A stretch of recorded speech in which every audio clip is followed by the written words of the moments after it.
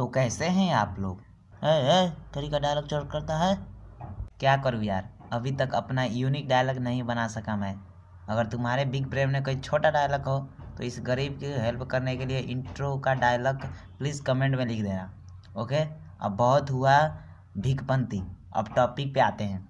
So what's up guys, आप सभी का स्वागत है ह्यूमन बॉडी सिस्टम के तीसरे पार्ट में। आज हम कन्वर्सेशन करेंगे ह्यूमन डाइजेस्टिव सिस्टम के बारे में। तो बिना किसी को रटाए शुरू करते हैं आज का वीडियो। अबे एडिटर, इंट्रो क्या तेरा बाप लगाएगा?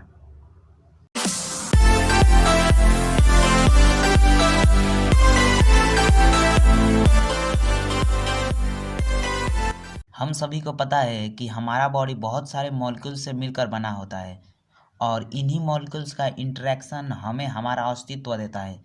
पर जब ये मॉलिक्यूल कुछ और मॉलिक्यूल के साथ रिएक्शन करते हैं तो वो मॉलिक्यूल कोई और ही मॉलिक्यूल में बदल जाते हैं और हमारा बॉडी का उतना औकात नहीं कि उस मॉलिक्यूल के सारे एटम अलग अलग करके फिर से पहले वाले ही मॉलिक्यूल बना लेना।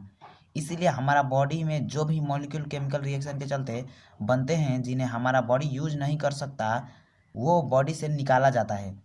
लेकिन बॉडी को मॉलिक्यूल तो चाहिए, कंफर्म चाहिए। तो बॉडी अब यहाँ क्या करेगा? वीडियो को पॉज करो और थोड़ा सा दिमाग लगा। अब अगर अपने बिग ब्रेन को लगा लिया तो मेरे स्मॉल ब्रेन का भी आइडिया सुन लो। आइडिया बिल्कुल सिंपल है, सिंपल। वो सारे मॉलिक्यूल्स बाहर से इंटेक कर लो, अंदर बनाना जरूरी थोड़े ना, बाहर से इंटेक्ट कर लो।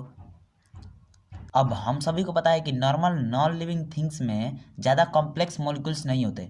कॉम्प्लेक्स मॉलिक्यूल्स तो क्या, मॉलिक्यूल्स भी नहीं होते। गिनकर ज़्यादा से ज़्यादा 2 से 3 टाइप का मॉलिक्यूल मिलेगा हमें नॉन लिविंग थिंग्स से।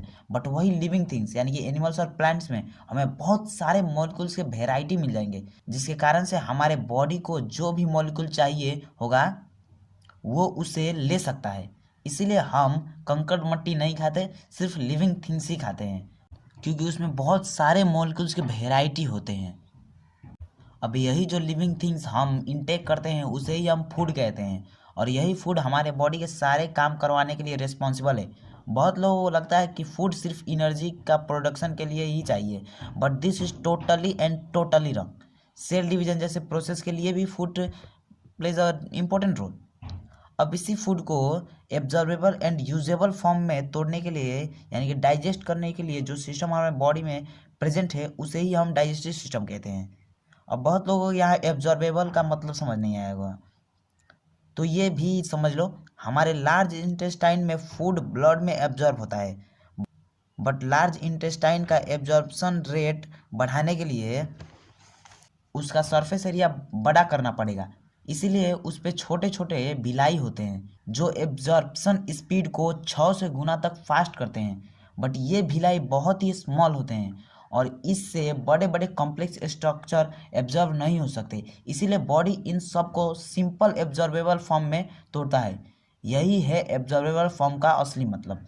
और हमारा पूरा डाइजेस्ट सिस्टम बस यही काम करता है कि कैसे उन मॉलिक्यूल्स को एब्जॉर्बेबल फॉर्म में लाएं कि भिलाई से एब्जॉर्प्शन होने में ज़्यादा कठिनाई ना हो। इसलिए आपको ये समझने के लिए मैंने इतना बड़ा भाषण दिया। Now let's go ahead. अब मैं कौन सा ग्लैंड से कौन सा एंजाइम निकलता है और वो किस किस चीज़ों को डाइजेस्ट करता है कह के बोर नहीं करूँगा आपको, ये आपके टेक्स्ट बुक में दिया ही होगा। हम बस इसके पाथवे के बारे में डिस्कस करेंगे। तो चलिए ये भी जान ही लेते हैं। जब हम खाना इंटेक करते हैं तो सबसे पहले दांत खाने को फाड़ने, तोड़ने और पीसने का काम करता है और यहाँ पे सलाइवा निकलता है जो डाइजेशन में हेल्प करने के साथ साथ फूड को स्लिपरी भी बनाता है। अब जब हम जीभ की मदद से खाना को निगलते हैं तो फूड पाइप में कुछ इस तरीके का मूवमेंट होता है जो खाने को डाउनवर्ड पुश करता है। अब जैसे तैसे ये मूवमेंट के कारण फूड स्टोमक में पहुंच जाता है और अब यहाँ एनसीएल सेक्रेट होता है। अब ये खाने को डाइजेस्ट करने के साथ साथ इनके अंदर का बैक्टीरिया वायरस भी मार देता है।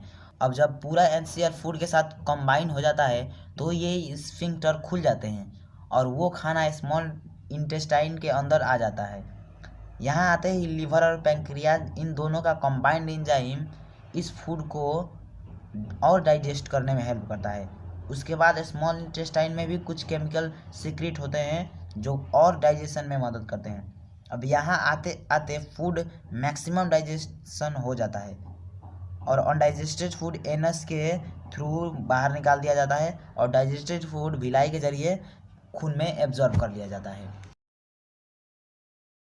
So this is mechanism of our digestive system. अब कुछ चीज़ें हैं जो मैंने इसमें कवर नहीं की, जैसे एनसीएल एक ब्लेड तक को गला सकता है, लेकिन ये हमारे पेट को गला नहीं पाता। इसका कारण म्यूकस है। स्टोमक में आसपास म्यूकस का एक लेयर होता है, जिसके कारण से एनसीएल को सेल डाइजेस्ट नहीं कर पाता है। सो ये रहा आज का तोरू फोरू जोरू धमाकेदार वीडियो। तो अगर वीडियो अच्छा लगा तो लाइक करो, चैनल पे नए आए हो तो सब्सक्राइब करो, और मैं मिलता हूँ आपसे किसी और नए वीडियो में किसी और नए टॉपिक के साथ। तब तक के लिए बाय बाय।